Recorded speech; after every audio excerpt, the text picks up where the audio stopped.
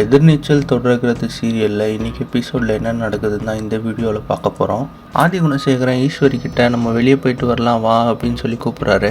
அப்போ ஈஸ்வரி கேட்குறாங்க எல்லாரும் போகிறோமா அப்படின்னு சொல்லி கேட்குறாங்க. அதுக்கு ஆதி குணசேகரன் இல்லை நீ நானும் மட்டும்தான் போகிறோம் அப்படின்னு சொல்கிறாரு. ஈஸ்வரி அவர் கூட கிளம்பி போகிறாங்க. அவங்க வெளியே போயிருக்க சமயம் பார்த்து அட்வொகேட் வீட்டுக்கு வராரு. அப்போ குடும்பத்தில் இருக்கவங்க எல்லார்கிட்டையும் பேசுகிறாரு.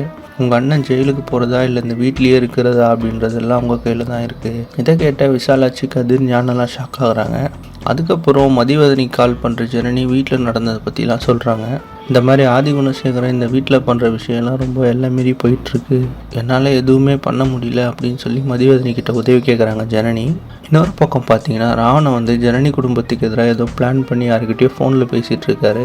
அதை கேட்குற மதிவதனி அவர்கிட்ட போய் மொபைலை வாங்கி யார்கிட்ட பேசுகிறீங்க அப்படின்னு சொல்லி கேட்குறாங்க. ஈஸ்வரியை வச்சு ஆதி குணசேகரன் தன்னோட கேஸ்லேருந்து எப்படி வெளியே வர போகிறாரு அப்படின்றத அடுத்தடுத்த எபிசோடில் பார்த்து தெரிஞ்சுக்கலாம்.